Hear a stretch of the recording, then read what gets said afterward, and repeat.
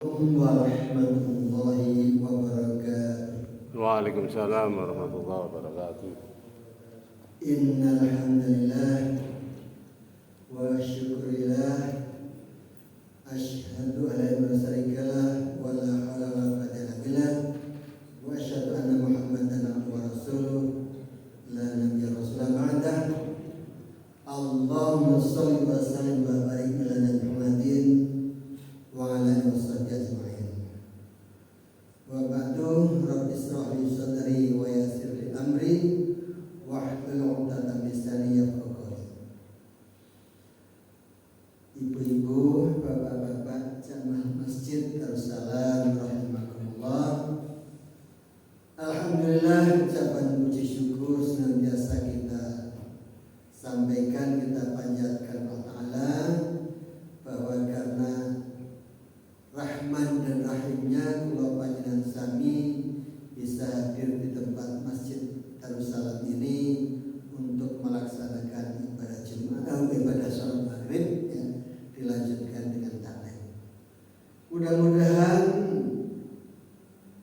amal kita ini dicatat oleh Allah Ta'ala, yang kelak kemudian hari kita akan mendapatkan pahala dan ampunannya. Allahumma amin.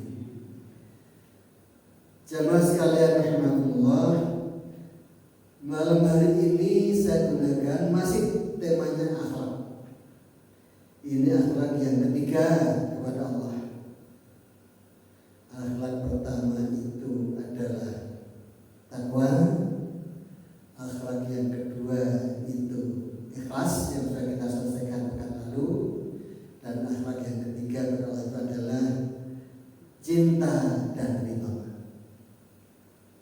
Kalau yang dulu sebenarnya yang akhlak ke-10 tentang berdoa sudah kita cukupi juga, sehingga amalan-amalan yang kita laksanakan setiap harinya itu kita tahu maksud dan tujuannya, sehingga kalau panjenengan bisa merasakan karena apa, seluruh amalan tuntunan agama Islam itu memiliki pesona sendiri-sendiri. Pesona itu berupa pahala maupun ampunan. Kados kalau kula panjenengan sholat jamaah 5 waktu, pesonanya apa?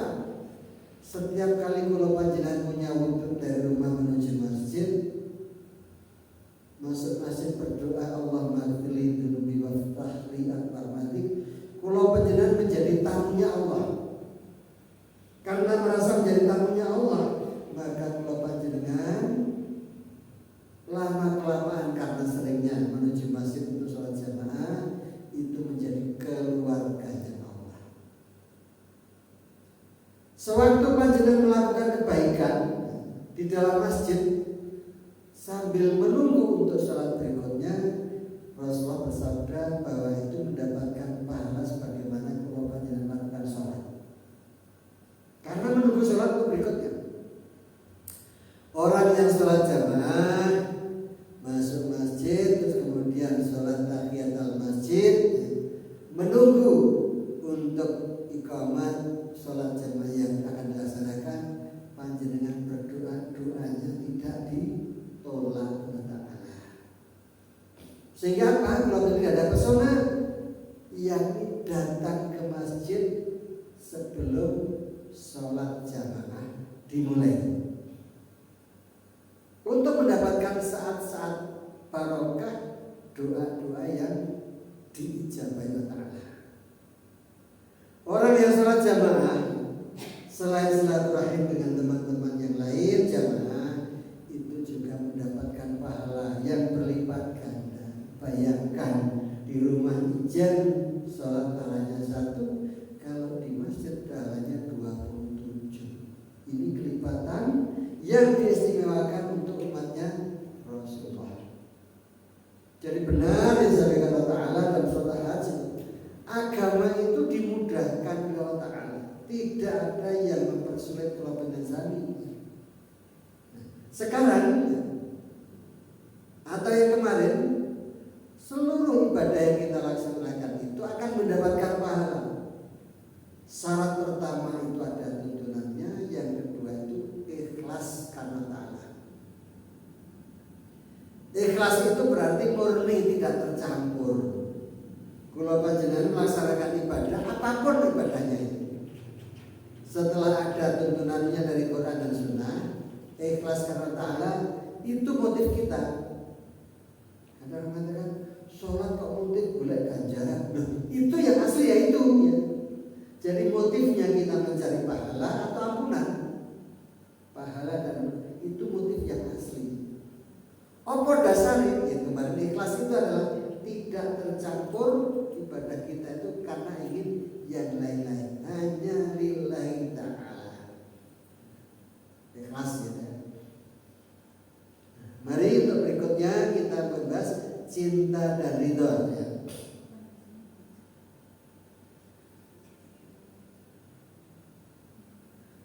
Ta'rif cinta dan ridho, mahabbah lillah wa ridho adalah mencintai Allah lebih dari segala-galanya dan menerima sepenuh hati apapun yang datang dari Allah. Yang datang dari Allah itu pasti benar. Yang datang dari Rasulullah juga pasti benar. Kalau dari Rasulullah masih ada ditahrij dulu, benar tak hadis ini, sahih itu bukan, kuat atau enggak. Tapi kalau Quran itu pasti tidak ada keraguan. Namun untuk menafsirkan Al-Quran, kula panjenengan itu juga tidak mudah. Lebih baik kita mengikuti para ulama kita yang sudah faqih tentang itu semuanya. Kalau terjemahnya langsung bisa dibaca. Kalau tafsirnya itu harus mengikuti apa yang disampaikan para ulama salaf. Sehingga kula panjenengan boten keliru dalam mengikuti perintah suatu ayat. Nah, cinta dan ridho ini kalau itu Al-Quran sepenuh hati, apapun yang datang dari Allah pasti benar. Kalau dari Rasulullah, kalau itu memang sahih, itu juga pasti benar. Jadi kalau sudah hadis namanya muttafaq alaih, dari perawi hadis itu menyatakan semua benar, dan itu pasti benar.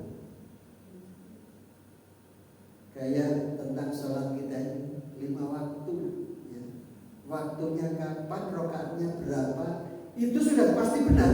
Karena apa? Dicontohkan oleh Rasulullah. Itu benar teman kan? Itu sudah aslinya di situ itu ya. Jadi kalau sudah di Quran dan hadis ini pasti benarnya.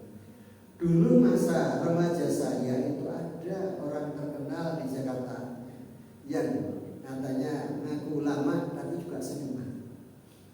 Itu orang yang ingkar sunnah. Jadi dia yang percaya Al-Quran saja, tidak mempercaya pada hadis Rasulullah. Ingkar sunnah. Dia hanya mengandalkan pikirannya saja untuk memahami Al-Quran, tidak mau hadis-hadis Rasulullah. Sampai sekarang juga ada umat-umat yang ingkar sunnah. Karena apa? Yang katanya Rasul itu kan manusia biasa, bisa melakukan kesalahan. Alasannya begitu, jadi logikanya dikedepankan. Dan ini masih banyak. Apalagi sekarang ada yang namanya Islamophobia, orang sekuler, memisahkan antara agama dengan kepentingan yang lain, khususnya ilmu pengetahuan. Kita adalah tidak begitu, karena untuk memahami dan merasakan pesona agama kita tahu tuntunannya. Mencintai Allah lebih dari segala-galanya dan menerima sepenuhnya hati apapun yang datang dari Allah. Gak usah ditakut-takuti. Alif Lam Mim. Kok cuma 3 huruf? Dan itu artinya banyak. Para penafsir artinya beda-beda. Hanya Allah yang tahu maksud itu. Karena ada firman Allah ayat-ayat itu yang jelas-jelas dan yang tersama. yang mutasyabihat. Ya, ada. Nah, kita ikuti tafsir yang sudah disampaikan Rasulullah. Di dalam Al-Quran surah Baqarah 165, orang hidup itu cinta paling utamanya kepada Allah Ta'ala. A'udzu billahi minasyaitonir rajim. Wa minan nasi may yattakhidhu min dunillahi andata yuhibbunahum ka hubbillah walladzina amanu asyaddu hubban lillah walau yaral ladzina zalamu id yarawna al-'adzaba annal quwwata lillahi jami'an wa annallaha syadidul 'adzab. Di antara manusia ada orang-orang yang menyembah tandingan-tandingan selain Allah. Mereka mencintai sebagaimana mereka mencintai Allah. Adapun orang-orang yang beriman amat sangat cintanya kepada Allah. Dan jika seandainya orang-orang yang berbuat zalim itu menyembah selain Allah, mengetahui ketika mereka melihat siksa, mereka bahwa kekuatan itu kepunyaan Allah semuanya dan bahwa Allah amat berat siksanya. Niscaya mereka menyesal. Nah, orang yang mencintai Allah, mereka akan melaksanakan apa yang diperintahkannya. Namun orang yang melakukan itu, mereka akan melakukan apa yang dia suka. Ini sudah jelas disampaikan dalam Al-Baqarah 165 ini ya. Cinta kita itu hanya kepada Allah. Kalau orang itu sudah mencintai sesuatu, apa yang dikehendaki orang yang dicintai itu akan kita laksanakan. Apa yang dilarang tentu akan kita jauhi. Kita merasakan, tapi kalau itu hal-hal yang sifatnya keduniaan. Apa yang dicintai istri akan kita laksanakan. Apa yang tidak disukai istri akan kita hindari. Apa yang dicintai anak-anak kita akan memberikannya. Tapi ada yang tidak disukai anak-anak kita akan menjauhi dan seterusnya. Itu cinta yang sifatnya dunia. Di dalam At-Taubah 24, cinta paling utama tetap hanya kepada Allah. A'udzu billahi minasyaitonir rajim. Qul in kana aba'ukum wa abna'ukum wa ikhwanukum wa azwajukum wa ashiratukum wa amwalun taraftumuha wa tijaratun takhshawna kasadaha wa masakin tardawnaha ahabba ilaikum minallahi wa rasulih wa jihadin fi sabilih fatarabbasu hatta ya'ti Allahu bi amrih wallahu la yahdil qaumal fasiqin. Ayat yang 23 ini tentang pemilu.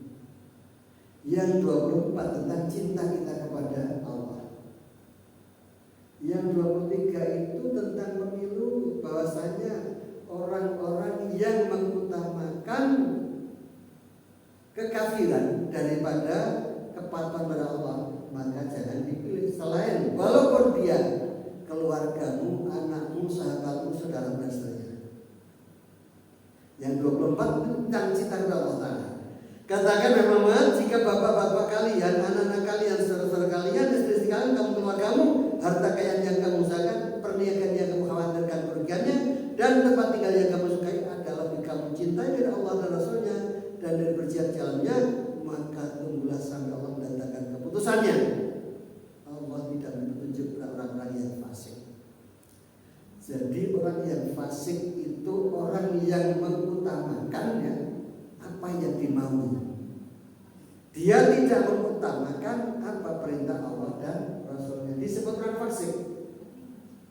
Orang yang suka atau melanggar tuntunan agama. Fasik, munafik, syirik, musyrik dan seterusnya. Itu ada tingkatannya sendiri-sendiri. Kalau fasik yang ini tadi tidak lagi mengutamakan tuntunan agama. Fasik.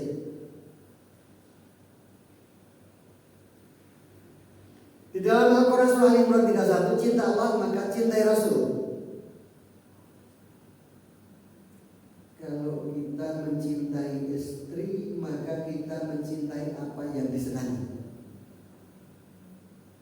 kalau kita cinta Allah dan Allah itu mengangkat salah satu hambanya ya, untuk menjadi utusannya, maka kita cinta Allah juga terwujud dalam cinta kepada Nabi. Jangan sampai engkau salah. Qul in kuntum tuhibbunallaha fattabi'uni yuhibbukum wa yaghfir lakum dzunubakum wallahu ghafurur rahim. Katakanlah Muhammad, jika kamu benar-benar cinta Allah, ikutilah aku. Niscaya Allah mengasihi dan mengampuni dosa-dosamu. Allah Maha Pengampun lagi Maha Penyayang. Dan terus niki jamaah sekalian, nopo ingkang dipun contohaken Kanjeng Nabi, yang diperintahkan oleh Rasulullah, yang diajarkan Rasulullah, itu mewakili apa yang sudah diperintahkan Allah kepada manusia. Memang ada hal tentu ya, yang kita hanya untuk Rasulullah. Kula panjenengan tidak wajib, tidak harus menirukan. Ada hal yang khusus. Kalau Rasulullah itu punya istri sampai 9, kemudian sampai kula panjenengan tidak mungkin bisa sampai 9. Satu aja kadang-kadang kerepotan. Ya. Apa mana sampai 4. Tapi di Madura itu ada ya, yang katanya orang kaya raya itu sampai 7. Enggak, tapi itu hanya baca di media ini. Nah, kalau Rasulullah mampu untuk membagi cinta keadilan kepada istri-istri, namun kalau panjenengan tidak mungkin mampu sebagaimana mampunya Rasulullah. Apalagi Rasulullah itu dalam menikah tidak hanya semata-mata hubungan laki perempuan, tapi ada strategi dalam berdakwah. Kalau zaman sekarang, kalau nikah lebih dari satu kan umumnya itu karena nafsu, bukan lagi dalam kaitan dakwah. Nah, ini mengikuti Rasulullah ya, itu yang umum ya. Ati Allah, ati Rasul. Kita mengikuti Allah, mengikuti Rasulnya.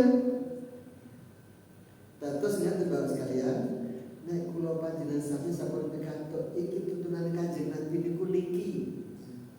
Hadisnya sahih, kuat matanya. Itu sami'na wa ata'na. Kalau orang Islam diberikan hukum, ini hukum dari Allah dan Rasul. Qalu sami'na wa ata'na. Kantun matur kula ikuti lan kula taati. Tanpa server, Allah dan Rasulnya sudah menyatakan begitu, kita tinggal mengikuti untuk melaksanakannya.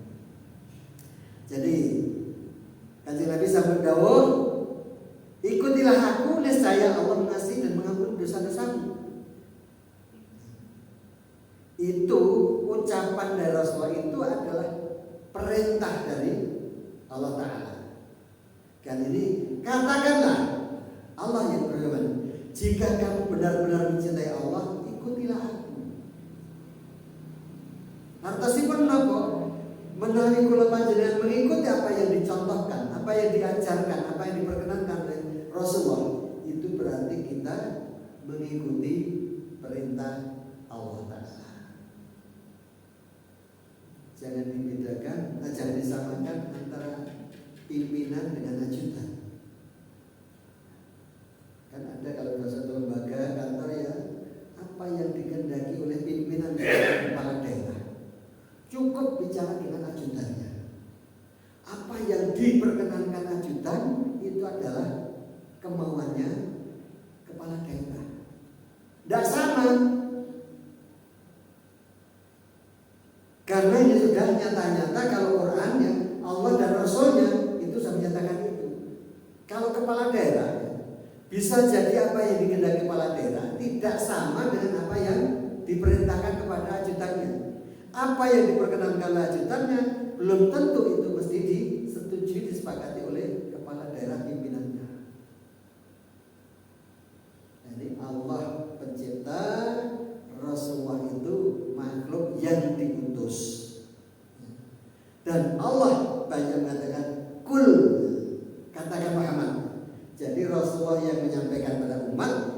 sama dengan perintah Allah. Allah menyampaikan kepada makhluk-makhluknya.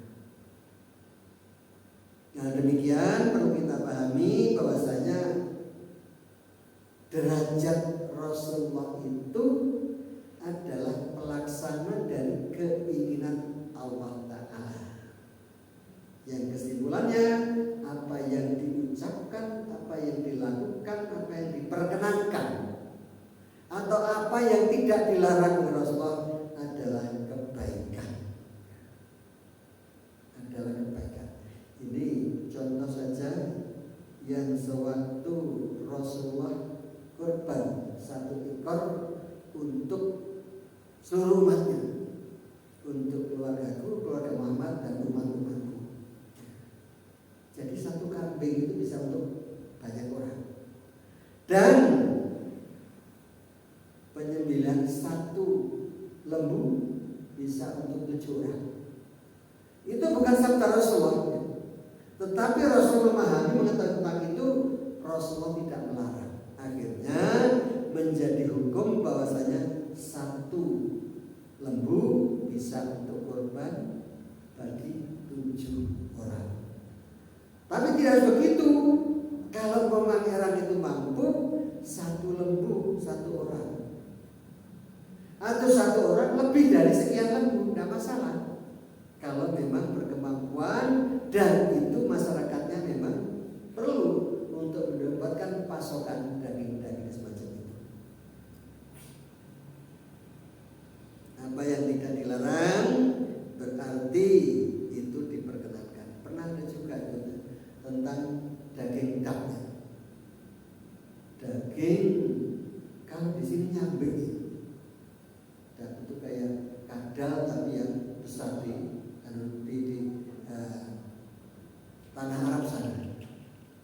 Rasulullah tidak melarang sewaktu ada sahabat yang menyembelih daging, makan konsumsi daging dam itu, sehingga dikatakan berarti halal karena tidak dilarang.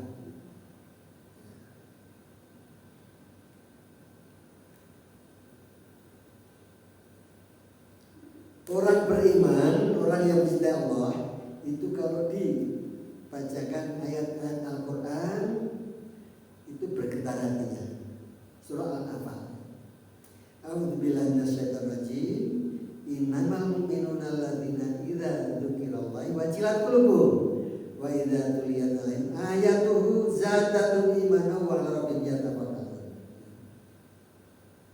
Orang beriman itu kalau mendengar ayat-ayat Allah dibacakan, hati mereka bergetar. Tapi kita yang bisa menjiwai. Kalau saat ini jam 3 subuh kurang jam, Quran sudah dibacakan. Sampai ada anekdot guyonan. Ada malaikat kecelek. Suatu saat malam hari pada ada bacaan Quran. Nah, malaikat ingin melihat siapa yang baca, mau dicatat untuk mendapatkan pahala. Ternyata setelah didatangi tempat baca Quran ini, sing muni adalah tim. Jadi ada yang mengatakan malaikat kecelek. Karena apa? Yang diputar di situ dari tim, sehingga ada jadi untuk dicatat mendapatkan pahala. Bahkan buat sekalian, ini kadang-kadang ya pro kontra. Masjid itu harus mampu memberikan rasa senang pada warga di sekitarnya. Jangan sampai apa yang dilakukan di masjid, khususnya tentang ibadah, itu mengganggu orang di sekitarnya, warga di sekitarnya.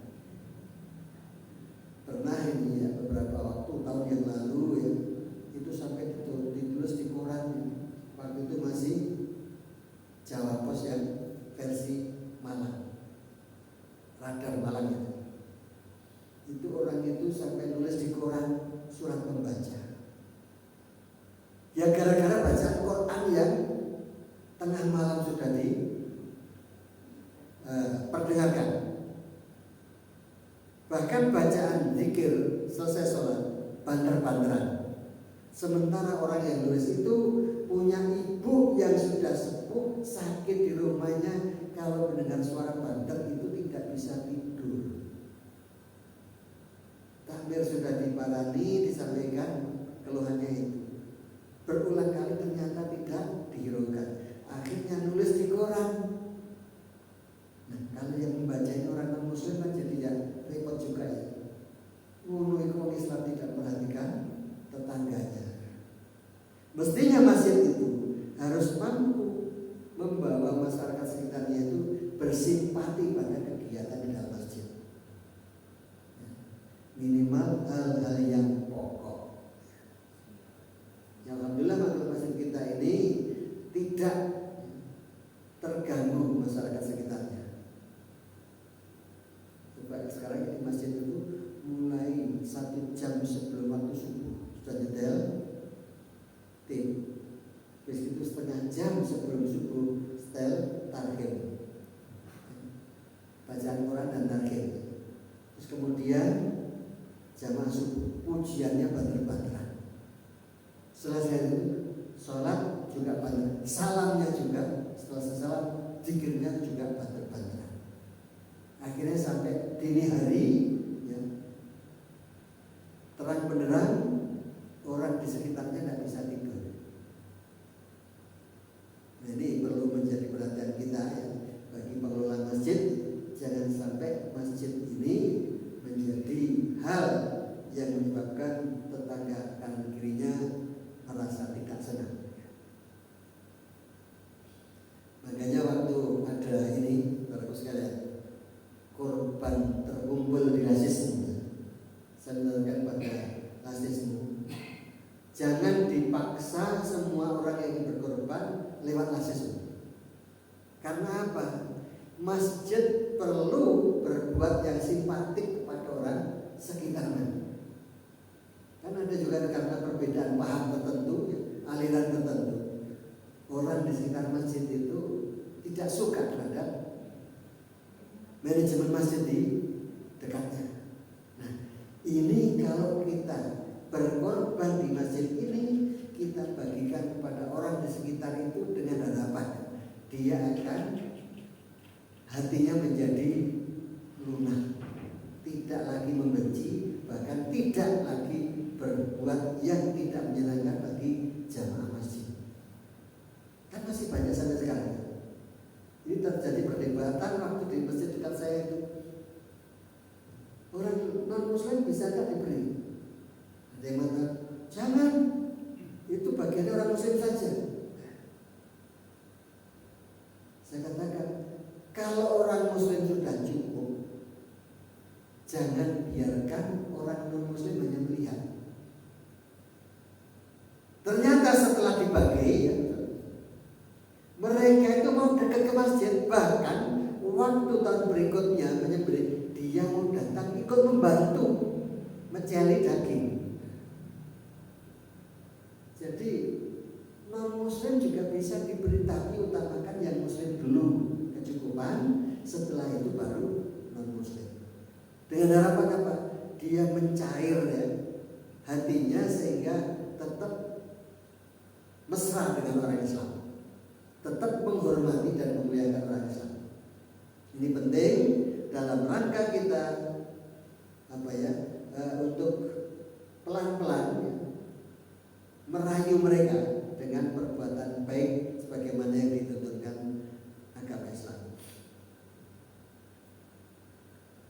Kanjeng Nabi dawuh dalam hadis Bukhari dan Muslim, orang Islam itu akan merasakan manisnya iman apabila orang itu melakukan apa yang disampaikan Rasulullah. An Anas bin Malik radhiyallahu an Nabi sallallahu alaihi wasallam qol salasun min kunna fihi wajada halawatal iman ayyakun Allah wa rasuluhu ahabbu ilahi mimma siwahuma wa yuhibbu al-mar'a la yuhibbuhu illa lillahi wa yakrahu ayyauda fil kufri kama yakrahu ayyudafa finnar. 3 hal yang apabila berada dalam diri seseorang, ia akan mendapatkan manisnya iman. Ada 3 perkara kalau ada dalam hati seseorang akan merasakan adanya manisnya iman, yaitu apabila Allah dan Rasulnya lebih dicintai dari yang selainnya, apabila mencintai seorang hanya karena Allah, dan apabila benci kembali kepada kafiran, sebagian bencinya dimasukkan ke neraka. 3 hal ini kula panjenengan mewujudkan cinta kepada Allah dan Rasulnya itu melebihi dari cinta kita kepada selainnya. Kula panjenengan misalkan ini ya, ada undangannya itu bertepatan dengan waktu sholat, maka mana yang didahulukan? Mana yang diprioritaskan? Undangan di tetangga, dan di situ ada makan-makan misalkan ya. Wah, menarik karena makan-makan. Tetapi undangannya itu bertepatan dengan waktu sholat, maka kepentingan mendatangi undangan untuk makan-makan dengan mendatangi masjid untuk sholat dulu, mana yang dipilih? Salah satu contoh ini. Nah, kalau kita merasakan lebih penting apa yang diperintahkan Allah dan Rasulnya untuk mendatangi adzan di mana dikumandangkan, berarti kalau panjang merasakan saya datang ke masjid lebih banyak mendapatkan pahala daripada hanya sekedar perut kenyang. Salah satu contoh begitu. Dan masih banyak lagi kalau kita timbang-timbang antara tuntunan Rasulullah dengan anggapan kita sendiri. Tuntunan Rasulullah dengan anggapan kita sendiri. Rasulullah menuntun pada kita, berbaiklah kita kepada tetangga. Kata Rasulullah, berikanlah hadiah kepada tetanggamu, niscaya akan mendatangkan cinta kasih terhadapmu. Sementara tetangga kita itu kedus, apakah kita juga akan membelaskan kedusan? Tidak. Lebih mencintai tuntunan Rasulullah untuk memberikan hadiah agar yang kedus tadi hilang kedusnya, sehingga kita menjadi netral. Syukur saling menghormati dan memuliakan. Salah satu contoh begitu. Jadi kalau ada hal-hal dalam kehidupan kita ini yang membuat dosa atau membuat ketidakbaikan, kita lebih mengutamakan apa yang dituntunkan oleh Allah dan Rasulnya. Merasakan manisnya iman. Langkung saya niki kula milih niki katimbang sing niki. Soalnya napa? Niki perintah Gusti Allah ngeten, perintah Kanjeng Nabi ngeten. Kalau yang itu mungkin lain waktu masih kita bisa melaksanakan, misalkan semacam itu. Kemudian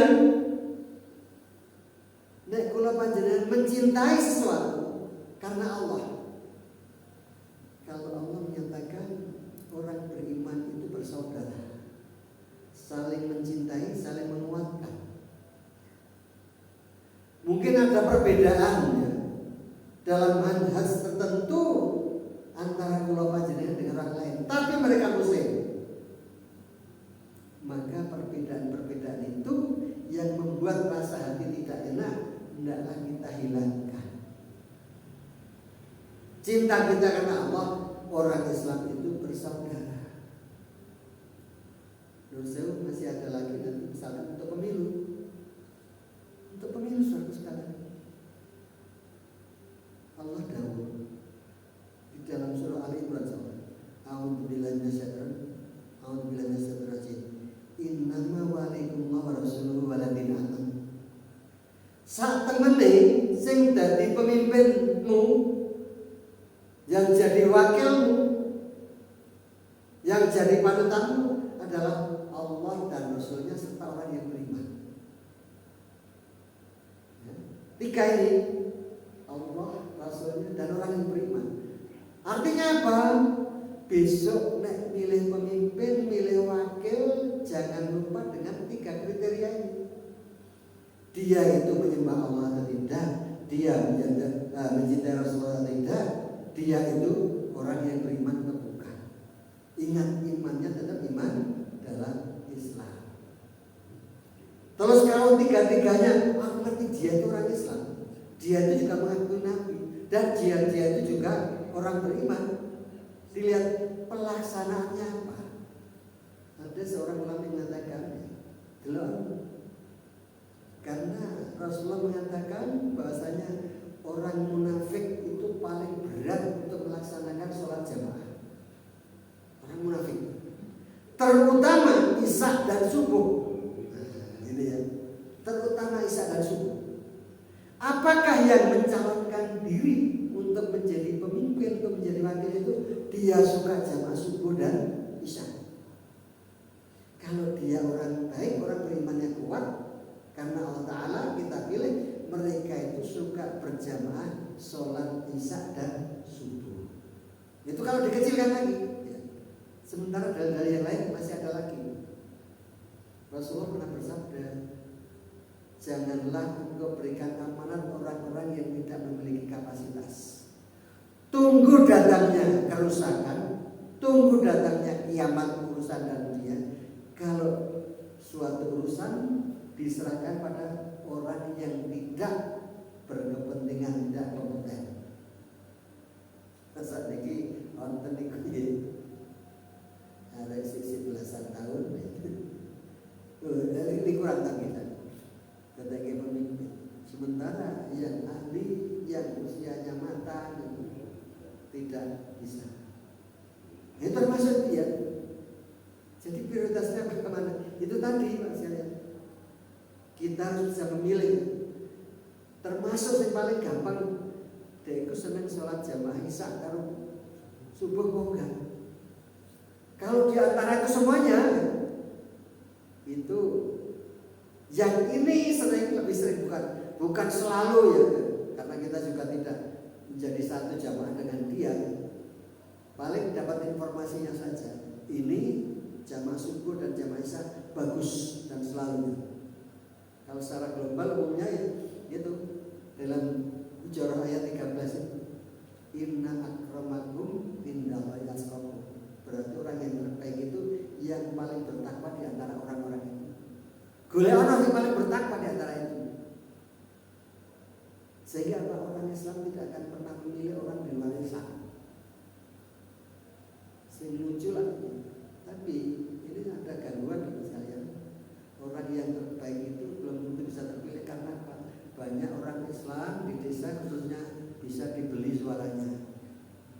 Oleh karena itu kesempatan ini Bapak sekalian tak pesan ke panjenengan, tolong punya saudara-saudara di desa-desa di tempat lain, beritahu cara Islami untuk memilih pemimpin.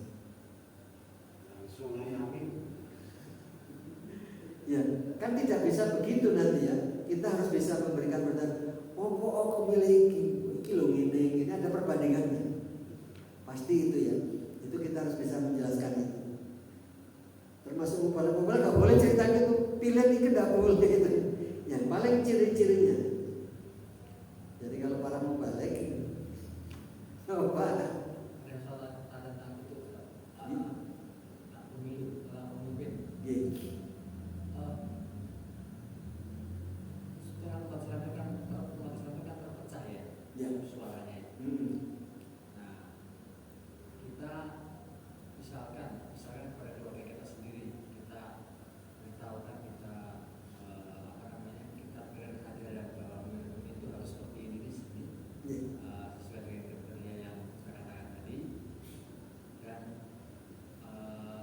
Hisab ya, di akhir nanti kan ya.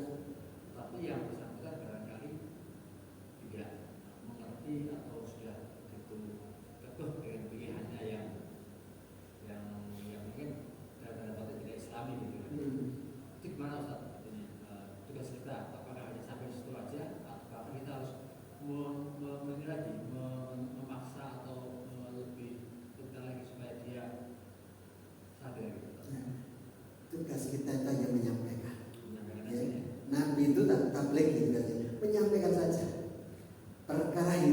itu dari tangan Allah Ta'ala.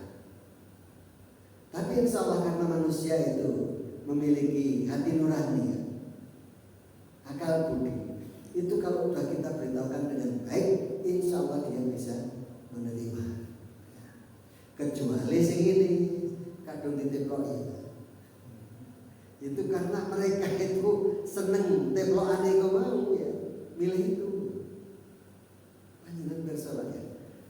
Di desa itu sekarang pilihan lurah ya, pilihan lurah itu sudah ratusan juta calonnya itu.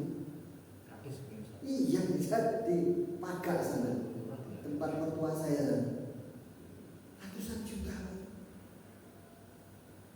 Yang terpilih jadi anggota dewan hanya lulusan SMP, karena ininya banyak membagi ke desa-desa. Artinya apa? Masyarakat desa masih menggunakan sogokan itu untuk bisa memilih. Nah, orang yang terpelajar, orang yang patuh kepada agamanya, mereka insya Allah tidak akan mudah terperdaya semacam itu. Tunjukkan yang paling gampang, dalil pendek Pak, surah Hujurat 13. Inna akramakum indallahikum, sing paling apik di antara kamu semua bukan sing titeli akeh, bukan yang paling sugih, bukan yang pendidikannya tinggi, bukan jabatannya yang tinggi juga, yang paling bertakwa. Arep dadi lurah pilihan sing paling bertakwa.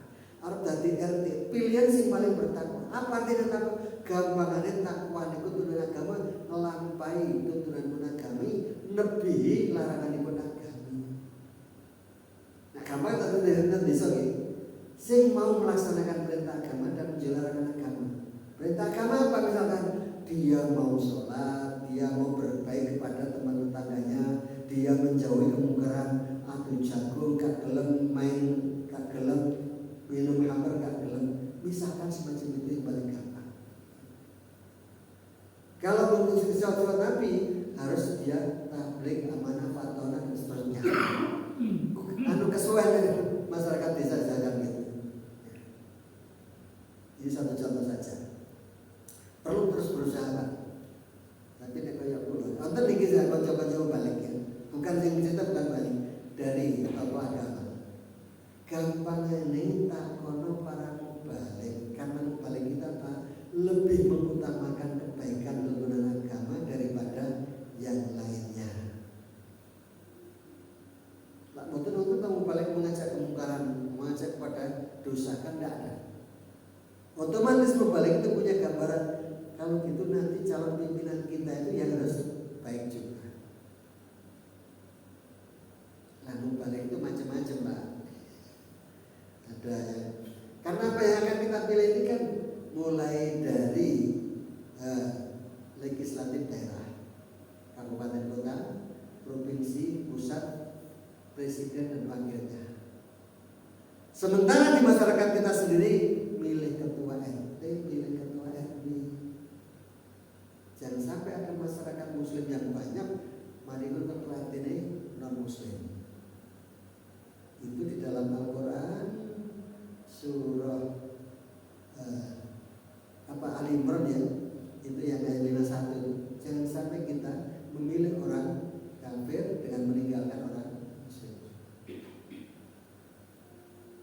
Bukan kampanye itu banyak memberitakan tuntunan agama. Tapi apa Anda? Saya belum kan? Itu penting Pak. Jadi termasuk saya di beberapa tempat untuk ceramah agama, saya melalui hidup bertetangga, akhlak bertetangga, menuju ke sana untuk memilih pemimpin. Saya tujukan apalagi saat ini bulan Maret ini nanti waktunya Kota Malang ini ada aturan pergantian ketua RT, ketua RW.